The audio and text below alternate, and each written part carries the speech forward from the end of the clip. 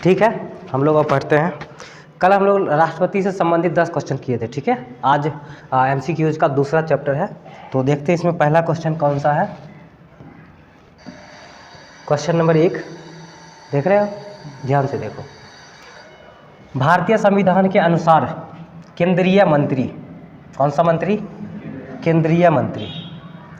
Home minister तो central minister, हाँ central minister यानी कि केंद्रीय मंत्री किसकी इच्छा रहने तक पद संभालेंगे, है ना। जो सेंट्रल मिनिस्टर हैं, केंद्रीय मंत्री हैं, किसके इच्छा अनुसार पद संभालेगा, यानी कि किस व्यक्ति के इच्छा अनुसार पद संभालेगा। अगर वो व्यक्ति चाहे कि चलो इसको हटा दिया जाए तो उसको हटा दिया जाएगा।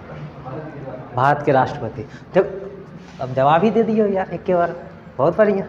पहला ऑप्शन नंबर 1 कह रहा है भारत के राष्ट्रपति, बी भारत के प्रधानमंत्री, सी संसद, डी सर्वोच्च न्यायालय।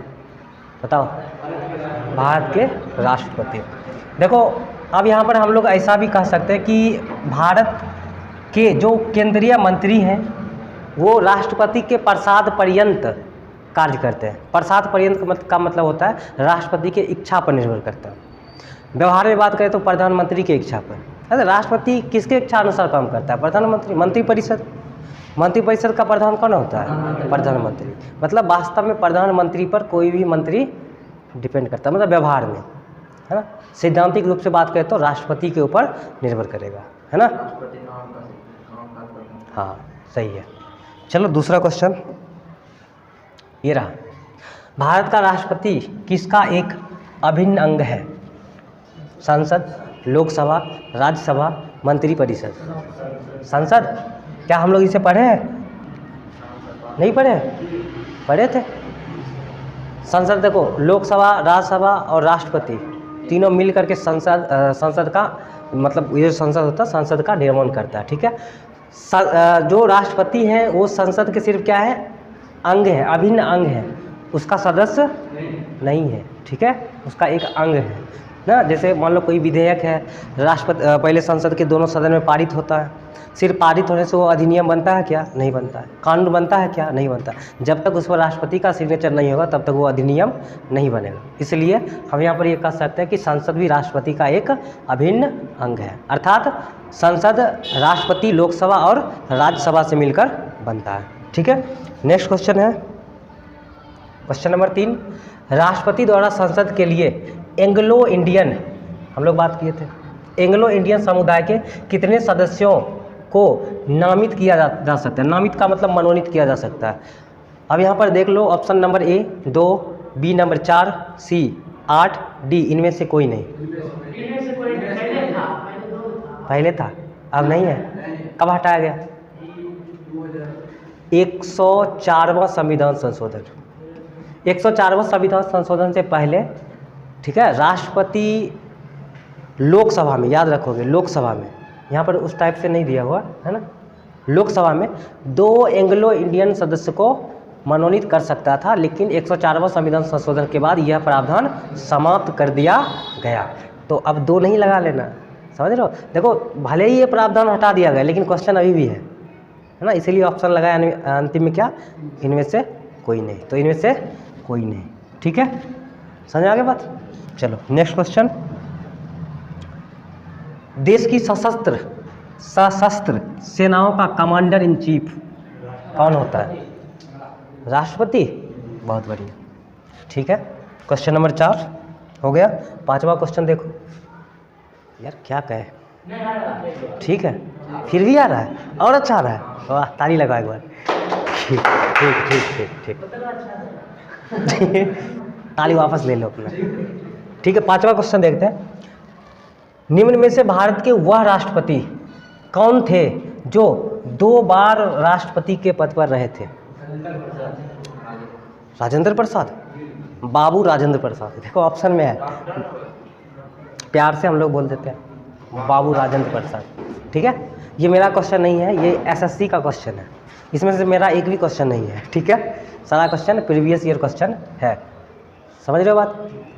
तो अच्छा देखो, हम आपको पहले ही बताए थे, एक जगह बोले थे कि जगह वहाँ पर छोड़ लोगे, और अभी मतलब स्टार्टिंग से लेकर के अभी तक जितने भी राष्ट्रपति हैं उसका क्रम कब बने, कब वो राष्ट्रपति बने, ठीक है ना, उसका कार्यकाल क्या रहा, उसके बाद उससे संबंधित एक दो इम्पॉर्टेंट फैक्ट कुछ राष्ट्रपति के से संबंधित होगा तो वो भी याद कर लेना। ये बात हम आपको पहले ही बताए थे, इसीलिए ये क्वेश्चन हम यहाँ पर डालें ताकि आपको थोड़ा सा समझ आए कि किस तरह से क्वेश्चन पूछा जा सकता है, ठीक है। तो इस पर आप काम करोगे घर पर, ठीक है। क्वेश्चन नंबर 6 करा, एकल हस्तांतरणीय मतदान पद्धति में हर मतदाता व्यक्त कर सकता है। नंबर ए केवल 2 विकल्प, नंबर बी केवल 1 विकल्प, नंबर सी भरे जाने वाले पदों से एक कम विकल्प, डी उतने विकल्प जितने चुनाव में प्रत्याशी हैं। डी क्वेश्चन को नहीं समझ पा रहे हो, समझो फिर से, इसीलिए हम लोग पढ़े होते हैं लेकिन क्वेश्चन समझ नहीं पाते, तो क्वेश्चन एग्जाम में नहीं बन पाते, समझो।